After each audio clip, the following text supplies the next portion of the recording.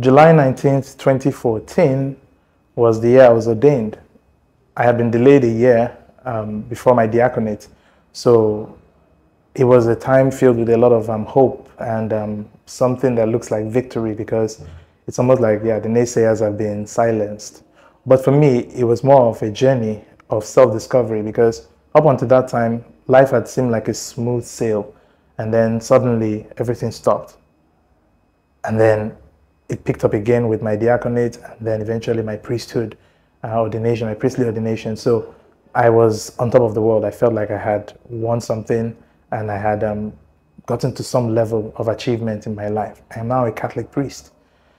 But then, of course, life is life. It continues. So I went back to my primary place of assignment in Mafoluku, 2014, and that year was just the year of energy, zeal, and desire to do the will of God as a priest.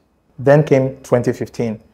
2015, I was still in Mafoluku, but I had gotten more responsibilities. I was working both in the parish, and I had some responsibilities in the community, secretary to the house council, and also making sure that things run in the house as the bursar of the house. 2016, before the end of the year, I got wind that I will be leaving Mafoluku. I had driven from Mafoluku to Yaba to see the provincial, who almost as if he was begging me to accept it. And I was like, it's not a problem. This is what I signed up for. I go wherever I'm sent, so it wasn't a big deal.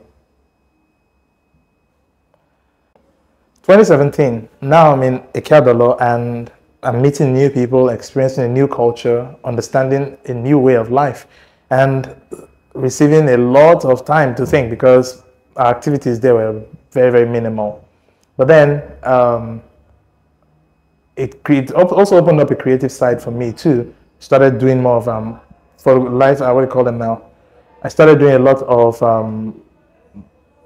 photography of nature photography, and of course also trying my hand on cooking. I'd not cooked in a long time. I've never lived in a place where I had to cook, so that was Ekeadolo in 2017. 2017 also was the birth of Dominican Media. So it didn't start out as Dominican Media. It just started out as, hey, come to Lagos, let us discuss the framework for a media intervention by the Dominicans. And then I met with Father Collins and Father Gabriel, and then together we went to see Debbie Odutayo of Royal Roots TV, and the rest, they say, is history. 2018, I returned to Lagos. I had dreaded returning to Lagos, but because of the spate of going back and forth between Benin and Lagos, I decided to appeal to be brought back to Lagos. This time not to Mafoluku, but to Yaba, where I would work both in the parish and then continue my work directing Dominican Media. 2019, 5 years a priest, it seemed like time had flown like a flash. But it also came with some level of permanence. The fact that, yes, I've been doing this for 5 years, so there's some level of understanding, there's some level of responsibility and familiarity with my priestly work. And of course, I was still straddling running Dominican Media and also running the parish, being in the parish. I need to wipe some sweat. Sorry.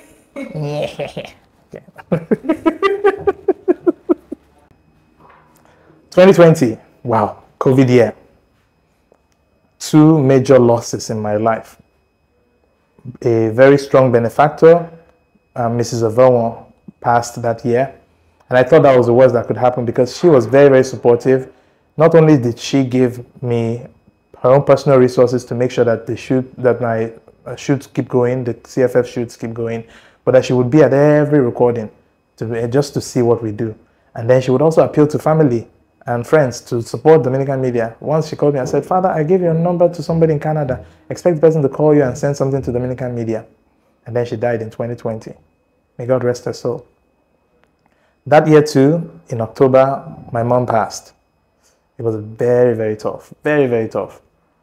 Because Dad had passed 6 years prior, And then I was just looking at 8 years prior rather, and then I was just looking at my siblings and wondering what's going to happen. But of course, we are still here. Life continues. 2021. Well, I'm not sure I can remember anything of note that really happened, except the fact that I think Dominican Media and Catholic Faith Forum had gotten to their 10th season, I think, in 2021, our 10th or 11th season. So there were several experimentations. We had also launched a new show, Chill with May.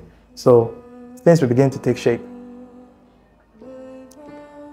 2022 came with the death of somebody I wasn't really close to, but that death made me cry because I was right in the thick of it.